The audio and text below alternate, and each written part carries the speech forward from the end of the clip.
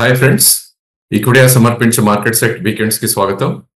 ఇక మార్కెట్స్ మనం చూస్తే కనుక గత వారం ఏదైతే ఒక మంచి ర్యాలీ రావటం చూసాం, ఈ వారం కూడా అది కంటిన్యూ అయింది. సో ఈ వారం మనకి రేంజ్ చూస్తే కనుక 23,990 అండ్ 24,400 మధ్యలో ట్రేడ్ అవటం చూసాం. So 2 continuous week green bars రావటం తోటి మనకి మార్కెట్ నెక్స్ట్ వీక్ ఎలా బిహేవ్ చేస్తుంది అనేది మనం ఇక్కడ వేచి చూడాలి. ఎందుకంటే జనరల్లీ ఒక 1,050 పాయింట్స్ పెరిగినాక కొద్దిగా కన్సాలిడేషన్కి వెళ్ళే ఛాన్సెస్ మనకు కనిపిస్తుంది. అఫ్ కోర్స్ మనకి లాస్ట్ మంత్ లో నుంచి చూసుకుంటే కనుక 21,281 నుంచి 24,400 మనం చూస్తే కనుక ఆల్మోస్ట్ 3,200 పాయింట్స్ పెరిగింది. బట్ ఎలక్షన్ రిజల్ట్స్ ఎపరేషన్ పక్కన పెట్టినా కూడా మనకి లాస్ట్ 2 వీక్స్ లో 1,050 పాయింట్స్ పెరగటం చూసాం. సో నెక్స్ట్ వీక్ మార్కెట్ కన్సాలిడేషన్కి వెళ్ళే ఛాన్సెస్ ఎక్కువ కనిపిస్తుంది ఇక్కడ. ఎందుకంటే మనకి రిట్రేస్మెంట్ లెవెల్స్ చూసినా కూడా 33% రిట్రేస్ అవుతుంది అనుకున్నా కూడా మేబీ మార్కెట్ ఒకసారి 24,046 వచ్చే ఛాన్సెస్ ఉంటుంది. ఒకవేళ 50% రిట్రేస్ అవుతుంది అనుకుంటే కనుక 23,850 ఆర్ 900 దగ్గర వచ్చే ఛాన్స్ మనకు కనిపిస్తుంది. సో ఆల్ ఇన్ ఆల్ ఒక రేంజ్ లోనే ట్రేడ్ అయ్యే ప్రాబిలిటీ ఎక్కువ ఉంది మార్కెట్స్ కి. మేబీ 24,000 నుంచి 24,600 మధ్యలో నెక్స్ట్ వీక్ కూడా మార్కెట్ కదలికలు కడలాడే ఛాన్సెస్ కనిపిస్తుంది. ఇక పెరిగిన సెక్టర్ అండ్ స్టాక్స్ మనం ఈ వారం చూస్తే కనుక I think first sector was IT pack గా చెప్పుకోవచ్చు. So all the IT stocks ఏవైతే ఉన్నాయో విప్రో కానీ, లేకపోతే ఇన్ఫోసిస్, ఎల్ఎన్టీ మైంట్రీ, టీసీఎస్, టెక్ మహీంద్రా అన్ని కూడా పాజిటివ్ గా ట్రేడ్ అవటం చూసాం. అండ్ ఎఫ్ఎంసీజీ సెగ్మెంట్ లో probably Tata consumer, Hindustan Lever, Britannia, Nestle positive గా ట్రేడ్ అయ్యాయి. Of course except for few banks and probably some multi names like Bharti Airtel ఇలాంటివి తప్ప అన్ని కూడా చాలా స్ట్రాంగ్ గా ట్రేడ్ అవుతుంది చూస్తున్నాం మనం. మేబీ పబ్లిక్ సెక్టర్ ఎంటర్ప్రైజ్ కూడా ఓఎన్జీసీ ఇలాంటి స్టాక్స్, లేకపోతే other stocks like Coal India, Power Grid ఇవన్నీ కూడా పెరిగాయి. ఎఫ్ఎంసీజీలో ఇందాకే అనుకున్నట్టు Tata consumer, Hindustan Lever and ITC and metal, JSW and pharma చెప్పుకోవాలి. Most of the front line stocks ఏవైతే ఉన్నాయో మల్టీ మంత్ హైస్ పైన క్లోజ్ అయ్యి stocks like doctor Reddy and maybe multi weeks అని అనుకోవచ్చు, డాక్టర్ రెడ్డి అండ్ దివీస్ లాంటి స్టాక్స్ లో. అండ్ వీకెండ్ వాటిలో హెచ్డిఎఫ్సి బ్యాంక్ ప్రాబ్లీ ఆ స్టాక్ ఒకటే బ్యాంకింగ్ స్పేస్ లో వీక్ ఉంది. Other financial names like Bajaj and Shriram కూడా కొద్దిగా వీక్ గా ట్రేడ్ అయ్యాయి. అండ్ ఆఫ్ కోర్స్ ఇందాకే అనుకుంటూ భారతీ ఎయిర్టెల్ కూడా ఈ వారం కొద్దిగా వీక్ గా ట్రేడ్ అవటం చూస్తున్నాం. ఇక బ్యాంక్ నిఫ్టీ విషయానికి వస్తే కనుక గత వారం ఎక్స్పెక్ట్ చేసిన స్ట్రెంత్ ఈ వారం కనపడలేదు మనకి. ఎందుకంటే ఒక ఎక్స్టెండింగ్ టాప్ ఒకటే ఫామ్ అయింది. ఎందుకంటే గత వారం 53,180 దాకా వెళ్ళిన బ్యాంక్ నిఫ్టీ ఈ వారం 53,000 ఆల్మోస్ట్ 357 దాకా వెళ్ళి జస్ట్ ఒక 150 పాయింట్స్ ఎక్స్టెండ్ అయ్యి, బట్ క్లోజింగ్ చూస్తే కనుక ఆల్మోస్ట్ లాస్ట్ వీక్ లోకి ఒక 200 పాయింట్స్ పైన క్లోజ్ అయినా కూడా అంత స్ట్రెంత్ అనేది ఎక్స్పెక్ట్ చేయలేదు. సో ఈవెన్ బ్యాంక్ నిఫ్టీ కూడా ఒక రేంజ్ లో ట్రేడ్ అయ్యే ఛాన్స్ ఉంటుంది.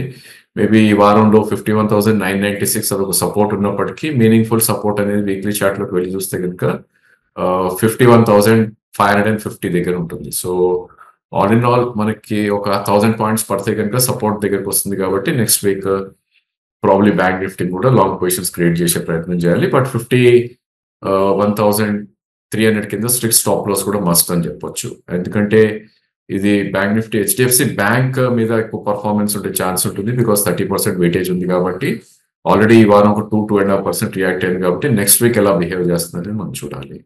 సో స్టాక్ నేమ్స్ ఏవైతే గెయిన్ అయ్యాయో వాటిల్లో మనం చూస్తే కనుక it was federal, ICICI top gainers గా మనం చెప్పుకోవచ్చు. కోటక్, యాక్సిస్, ఎస్బీఐ కూడా కొద్దిగా ట్రేడ్ అయ్యాయని చెప్పొచ్చు అప్పర్ సైడ్. ఇంకా వీకెండ్ వాటిలో హెచ్డిఎఫ్సి ఇప్పుడే చెప్పిన names and other 2 public sector banks like BOB and PNB కొద్దిగా వీక్ గా ట్రేడ్ అవుతుంది చూసాం. ఇక ఎఫ్ఎండ్ఓలో మనకి ఫార్మా స్పేస్ ఎక్సలెంట్ గా బిహేవ్ చేసిందని చెప్పొచ్చు. దాని తర్వాత defence and public sector enterprises they have done extremely good అని చెప్పొచ్చు. To name few, most of the pharma, mid cap pharma ఏవైతే ఉన్నాయో రైట్ ఫ్రమ్ లారస్ నుంచి గ్రాన్యూల్స్, బయోకాన్ ఇవన్నీ కూడా చాలా బాగా పర్ఫామ్ చేయడం చూసాం. అదేవిధంగా డిఫెన్స్ స్పేస్ లో బిఈఎల్ కానీ ఏదైతే ఎఫ్ఎండ్ఓ స్పేస్ లో ఉన్నాయో they have done extremely good. And public sector enterprises లో కూడా they have done extremely good అని చెప్పొచ్చు. Metals like sale and all ఇవన్నీ కూడా. ఇక క్యాష్ లోకి మనం వెళ్ళి చూస్తే కనుక లాట్ ఆఫ్ స్టాక్స్ అగైన్ ఇక్కడ కూడా రైల్వే స్టాక్స్ ఫస్ట్ చెప్పుకోవచ్చు. ఈ వారం పెరిగిన వాటిల్లో న్యూ హైస్ దగ్గర క్లోజ్ అయింది, మల్టీ వీక్ హై పైన క్లోజ్ అయ్యాయి most of the railway stocks. And some other stocks like GM breweries 42% పెరగటం చూసాం. కొటారి ప్రొడక్ట్స్ అబౌట్ 30% పెరగటం చూసాం. ఐఎఫ్బి అగ్రో 34% పెరగటం చూసాం. ఇక షిప్పింగ్ నేమ్స్ డిఫెన్స్ స్పేస్ అనుకున్నా కానీ మనం మజరాక్ డాక్ కానీ, జిఆర్ఎస్సి కానీ, కొచ్చిన్ షిప్ యార్డ్ కానీ ఇవన్నీ కూడా ఒక మంచి అప్మో రావటం చూసాం. క్లోజ్ టు అబౌట్ 28 నుంచి 34% దాకా పెరగటం చూసాం. ఇక ఒకాడ్ ఒక గ్రేట్ అప్ మూవ్ రావటం చూసాం ఈ వారం after very very subdued multi week depress తర్వాత ఈ వారం 32% పెరగటం చూసాం.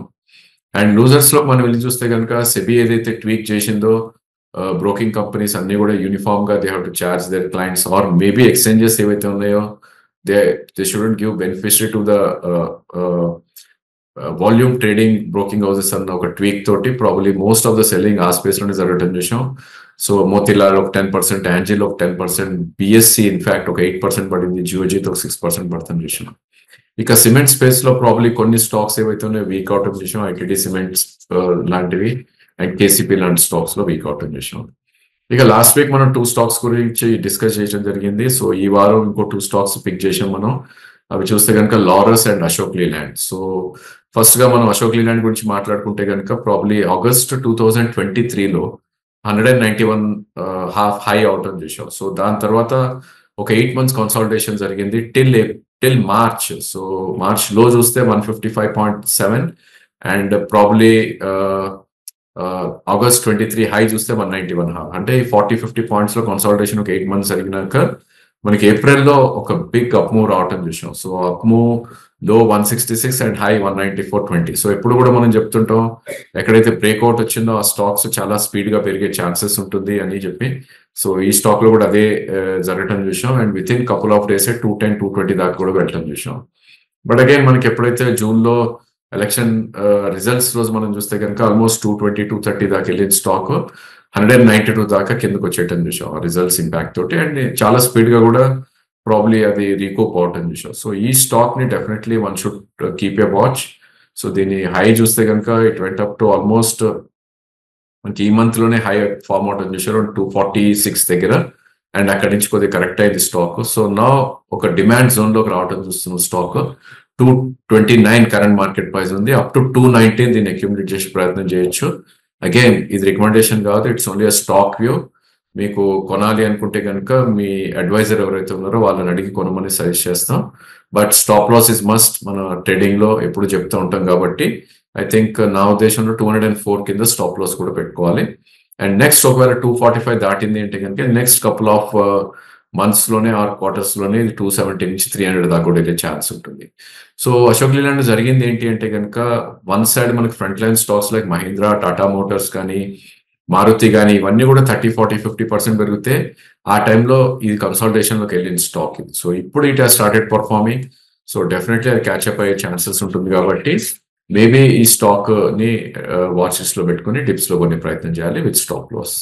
ఇక రెండో స్టాక్ మనకి లారస్ ల్యాబ్ గురించి మాట్లాడుకోవాలి. So most of the investors ఎవరైతే ఉన్నారో ఈ స్టాక్ హోల్డ్ చేయకుండా కూడా ఎవరు లేరు. ఐ థింక్ ఈవెన్ తెలంగాణ, ఆంధ్రాలో కూడా చాలా మంది స్టక్ అయి ఉన్నారు ఈ స్టాక్ లో. అండ్ ప్రాబ్లీ దీని హిస్టరీ చూస్తే కనుక ఆగస్ట్ 2022లో ఇది 605 రూపీస్ ఉన్న స్టాక్ మార్చ్ 2023 అంటే లాస్ట్ ఇయర్ మార్చ్ వచ్చేసరికి 278 దాకా పడిపోవడం చూసాం. సో విత్ ఇన్ 8-9 months లోనే ఈ స్టాక్ ఆల్మోస్ట్ హాఫ్ కన్నా కింద, మేబీ అబౌట్ 1/3 కాకపోయినా కూడా 600 నుంచి 228 అంటే 278 అంటే 300 అనుకున్నా కూడా హాఫ్ అయిందని అనుకోవచ్చు. అండ్ దాని తర్వాత probably January 24 and December quarter results ఎప్పుడైతే వచ్చాయో అండ్ స్లోగా అప్ మూవ్ అవుతూ అరౌండ్ 380-400 దాకా కూడా వెళ్ళటం చూసాం. బట్ 25th జనవరి రోజు ఎప్పుడైతే రిజల్ట్స్ వచ్చిందో ఈ స్టాక్ కి డిసెంబర్ 2023 రిజల్ట్స్, ఆ రోజు ఒక హ్యూజ్ గ్యాప్ డౌన్ తో ఓపెన్ అవటం చూసాం. దాని లో వాజ్ 360.85 అండ్ ఆ రోజు అదే లో. And high was around 386 half and close was 378. So huge volume కూడా జరగటం చూసాం ఆ స్టాక్ లో. అండ్ కొన్ని బ్రోకింగ్ హౌసెస్ వాళ్ళ రిపోర్ట్ ఇచ్చారు ఈ స్టాక్ 290-300 దాకా వచ్చే ఛాన్స్ ఉందని, బట్ అది రెస్పెక్ట్ చేయలేదు. అండ్ స్టాక్ అక్కడి నుంచి కూడా almost it went up to 471 in the next 2 months.